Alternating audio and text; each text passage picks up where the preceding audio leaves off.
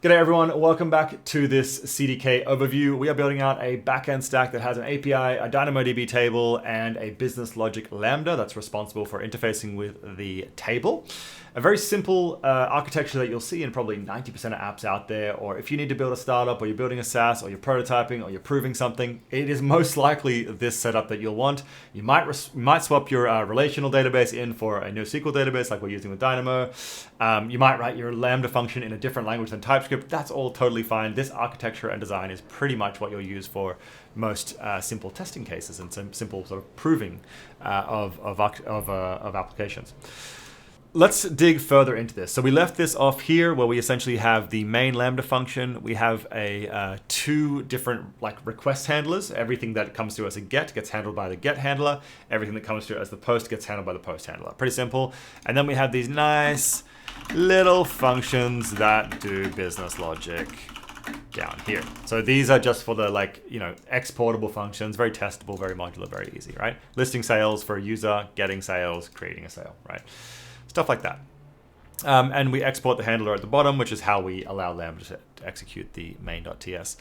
So everything here, I think, looks good. And I think we're ready to deploy this. We haven't deployed it yet. So let's go ahead and what's going to happen here is we're going to run our main TS, as you can see here, which is going to create a new instance of a backend stack. So we open up the backend stack, we have a look at it. Oh, it's our table, it's our API gateway, it's our Lambda function with our routes. Remember, we created the routes and they all point back to the same Lambda function, as you can see here. And then that gets split into the methods and the routes that we just sort of defined, right? So this is looking good. Let's go ahead and deploy this. So what I'm going to do is I'm going to open up the terminal here.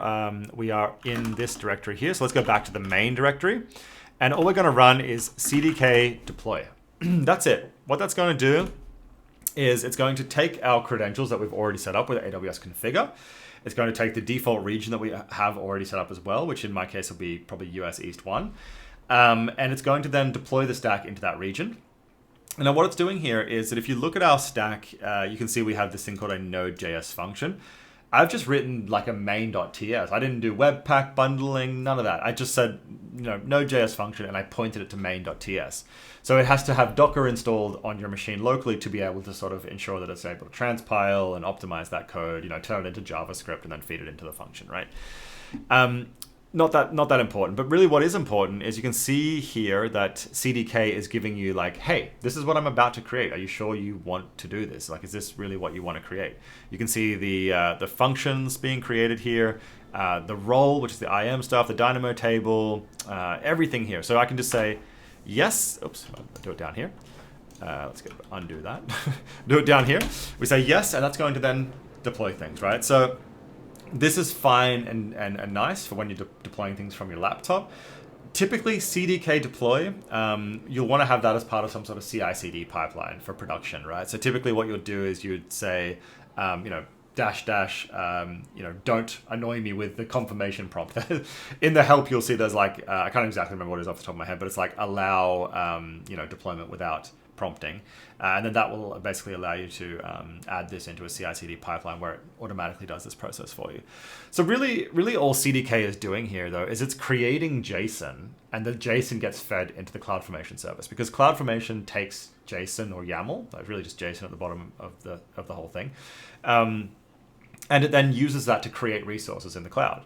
But of course, writing JSON is a nightmare, and I would never recommend anyone doing it in this day and age. It's always better to use the CDK, which is what we're doing here. And so we don't want to write that, so we write this nice declarative languages, like we have TypeScript here, and then we just it just magically transpiles it all down into JSON and then feeds it into CloudFormation, right? So that's what the CDK has just basically done for us. And as you can see, in 75 seconds, it's deployed all those resources into AWS, and now everything's running. We've got our API, we've got our table, we've got our routes, everything, right? So this is basically the nuts and bolts of it all.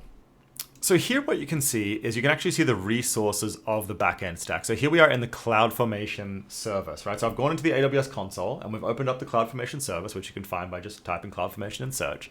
I've clicked on the backend stack, which is the name of what we called our stack when we deployed it.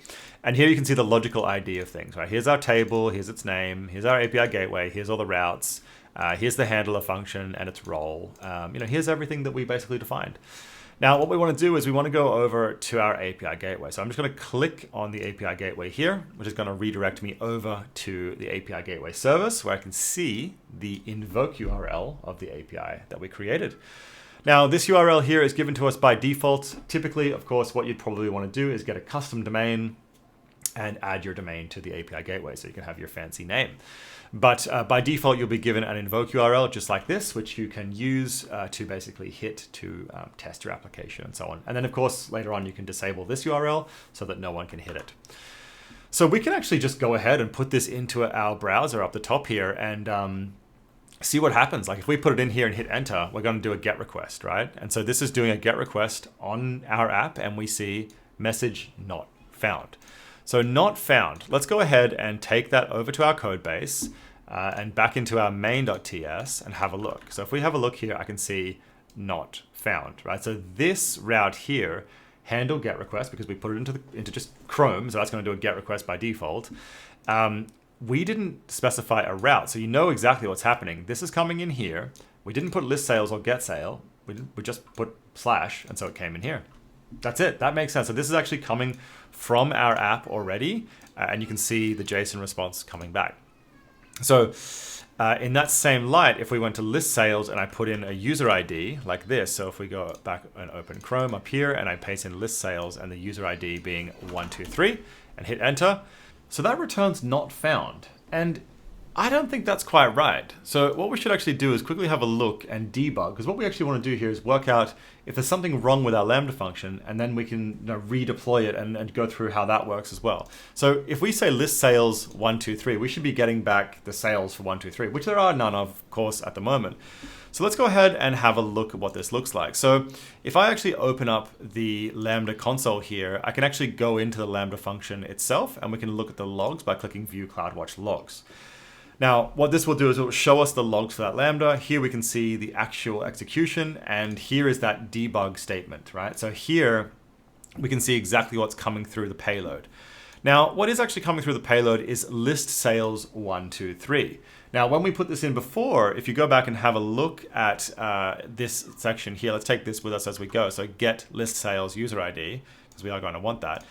What we're saying here is we're going to switch on raw path. Now, raw path, if we quickly have a look at that, you can see it is list sales 123. Of course, we can't switch on that because 123 is dynamic. So we actually need to switch on the route key. So let's go ahead and change this to route key. And then this becomes this. And then this becomes get sale with a sale ID. So all we need to do is put the get in front, just like that. And now that is exactly what we're looking for. Because of course, with these, we weren't able to use the variable substitution as the raw path, because that is the raw value coming through as opposed to anything else. So in this case here, we can leave this one as raw path because when we post, we're typically not going to be passing in variables as sort of part of the path parameter. So let's just leave that one as is down here. But this is a nice little thing to see here, because what this allows us to do is it allows us to show how you update and change code. So what we're going to do is we're going to go up here and open a new terminal again. And then we are already in this location. So all we do is CDK deploy again. And that's going to go and package the Lambda up again. It's going to deploy it, and now it should all be working as intended. So one of the really cool things about what's happening when you do a CDK deploy, like we already have a Lambda function that's up and running and we know it's working to an extent. Like that could already be servicing customers right now who are accessing this to get sale information or create sales. But when we actually do a deploy right here, what's actually happening is this an alias or a new version of the Lambda is getting created while there's an existing one that's currently in play servicing traffic.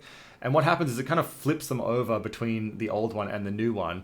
And so there's no issue there with deploying while it's being used. There's no worry that customers that are using it might start getting a random response or failing to actually retrieve sale information. There is a seamless transition between the two versions, and you don't have any issues with that whole process. So like there's no need for extensive deployments around managing traffic. In a lot of cases, it's just simple as just switching it over. Of course, you can have different ways of doing things, but a lot of those times, especially in prototyping, those are not required. So there you can see in 40 seconds, it's updated our backend stack. And if we jump back over here and we list sales 123, we actually get an empty array now. So that's the database actually giving us a response saying, nope, there's nothing here in that for that sale, which is exactly what we want. We want to say that there's no sales here. So here we are in Postman, and we can actually just paste our URL in like this, and we can just say create sale. And all we need to do is pass along a body. And so we're going to do that as raw JSON. And so here we just define what body it is we actually want to pass in for our sale. And let's go ahead and make sure we're passing in something valid here. So what I'm going to do is pass along some information like this. And so all we need to do is basically create this JSON in such a valid way so it looks legit. So let's just get rid of some of these things here.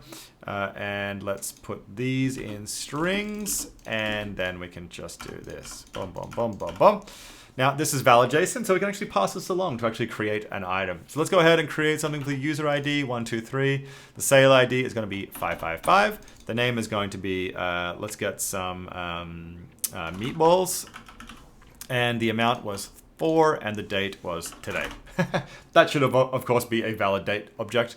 But let's go ahead and post this data to create sales and see what we get back.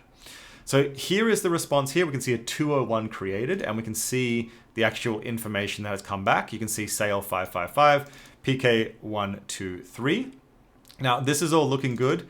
So what we should be able to do now is we should be able to go over to our list sales, and we should be able to look at 123 and we can see all the sales now for user 123. So if I went and made a new sale here for the same user ID, it's sale ID 444, which is of pickles, which was 1.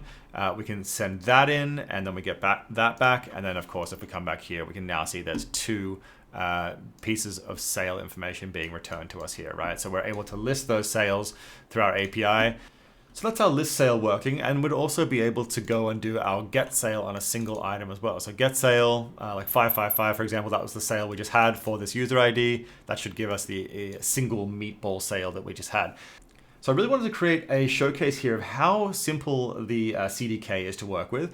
And also just how easy it is to start thinking about your API and structuring it in a certain way. That really gives you an idea of what you might want to do with your business or your startup or the product you're working on, whether it's at work or a personal product. It is super easy, and it's really only about like 30 minutes to set up an API with a compute layer, with a table where you can start storing data. And then all of this is all in the free tier. You're not going to spend any money working with DynamoDB as long as it's on the pay per request element there.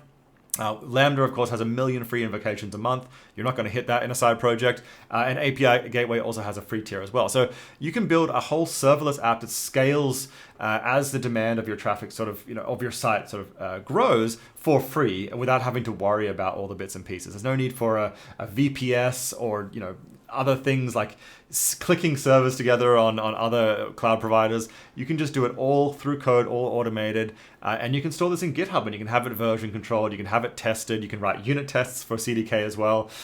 There is a whole world out there of just mastering infrastructure as code in this specific way. I mean, this is the new, and I say new, it's been around for 5-6 years now. This is a very, very good way of building cloud resources in a very fast, scalable, and friendly way. So I'd highly recommend this. All the other videos that I'm going to be doing on my channel in the future are going to be based off this idea where the infrastructure we're using has been built, it's reproducible, anyone can then go and spin it up in CDK themselves. So I hope you've found this useful. And if you have, please like, subscribe, drop what you'd like to see in the comments below. Of course, this code will be on GitHub and it'll be linked in the comments below if you do want to use it as a reference or a starter point. Please feel free and let me know what you think, and looking forward to the next video. All right, thank you everyone. Bye.